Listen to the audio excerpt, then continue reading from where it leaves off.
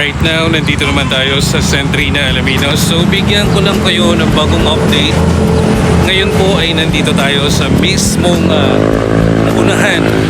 Yan o, kitang-kita nyo po yung logo ng Centrina. And eto lang po yung Maharlika Highway. Inyo mga peeps, tinatanggal na po itong mga puno dito. Kasi ito pong area na to ay sold na po. And gagawin na po siyang isang fast food chain. Yan po yung mapapalagay dito.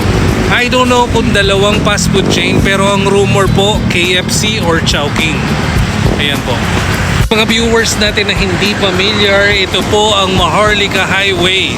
So again, ito po yung mga papunta po dito. Yan po yung papunta ng Santo Tomas and Manila. And then ang papunta naman po dito, ito po yung papunta ng San Pablo and Quezon area. Yan po. If you're earning more than 110,000, ito yung pit para sa inyo, si Centrina, Alaminos. Napapansin nyo ba kapag dumadaan kayo dito, itong logo po ng Centrina, Alaminos, and kapansin-pansin din po, yung setback niya sobrang laki, sobrang haba. Kasi ito po ay magiging commercial area aside dito sa nasa likod ko, which is yung sinasabi ko kanina na possible po ay KFC or Chowking. So abangan nyo po yan.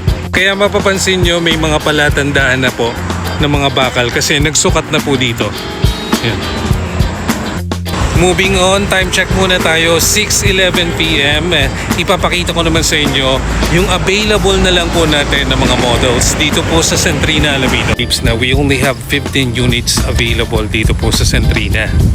Ang ARA model po natin, I think dadalawa na lang po yung available natin ito. Then ito po ay 3.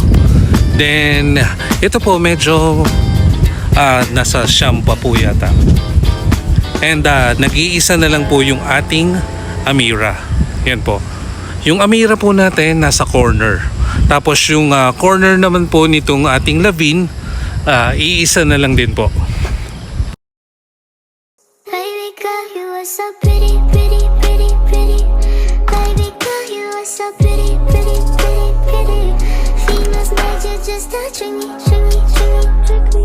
'Cause baby girl, you are so easily pretty.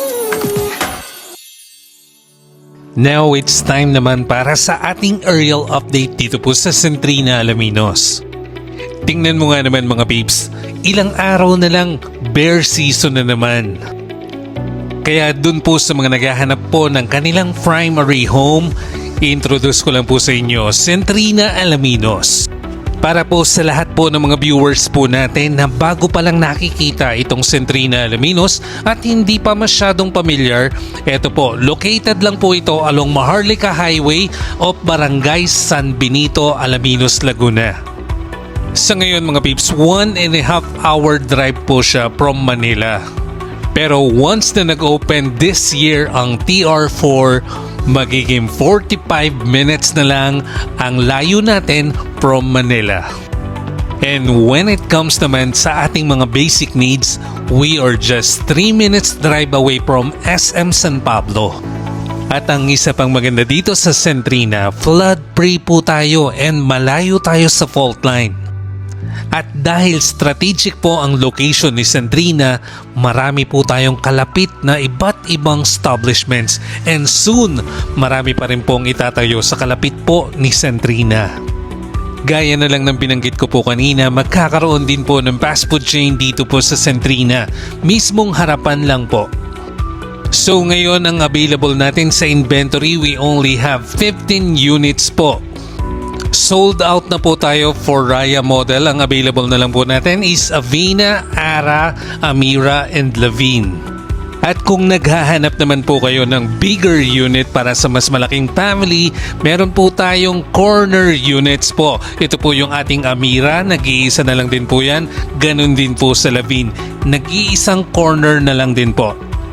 Again, if you're earning more than 110,000 per month, Centrina is the right home for you. If marami pa po kayong questions regarding po dito sa video na napanood nyo po ngayon, yung number ko po nandyan lang po sa description below. Available po yan, Viber man or WhatsApp.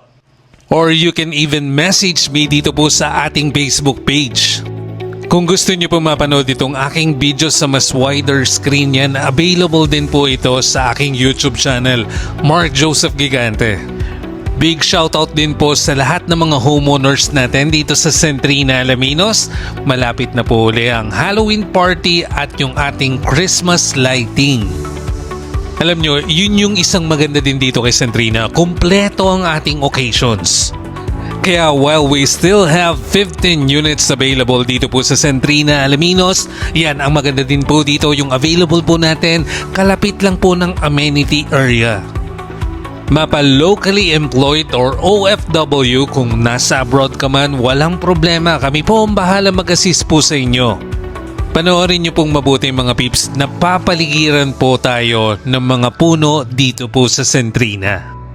Next naman sa ating topic, itong update naman for Phase 2. Ongoing na po ang construction po ng ating Block 6. Also, nag-start na rin po ang layouting ng Block 4. Kaya abangan nyo po yan, yung magiging changes dyan. Ganun din po sa part po ng Block 7. Pagdating naman po sa land development, ang kulang na lang po nating karsada itong from Parks and Playground papunta po dito sa may Block 10. At ang isa pang inaabangan po ng ating mga homeowners, ganun din po ng mga viewers po natin, yung ating developments for the amenity area.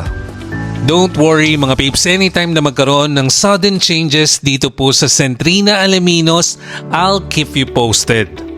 Kaya don't forget to like and follow my Facebook page para lagi po kayong updated. Just to remind you again mga peeps, we only have 15 units available, kaya habang may chance pa po tayo na makapag-avail dito sa Centrina, yung mga viewers po natin na from Manila and Rizal Province na up until now ay naghahanap pa rin po ng kanilang primary home na malayo po sa flood area and yung especially yung malayo po sa fault line.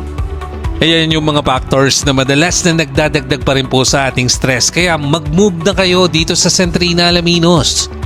Para mas matulungan ko po kayo makapag-design, magpa-schedule po kagad kayo ng viewing dito po sa Centrina. Hanapin nyo lang po ako. My name is Mark Joseph Gigante. Ako po ang real estate pro nyo dito po sa Centrina, Alaminos.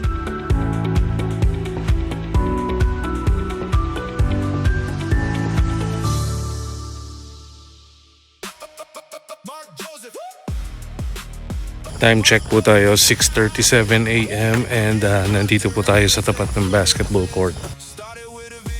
So eto po mga peeps, ang Block 6 yan, makikita nyo naman na ongoing na po yung construction po natin. Yung opposite side po ng Block 6, tapat po siya ng perimeter fence. Yung next naman po natin makikita na under construction na rin po, ito pong Block 4. Sa Block 4 po, nag-finish na po sila pagdating sa pagle-layout. So mapapansin nyo, uti-uti na rin po siyang mahuhukay.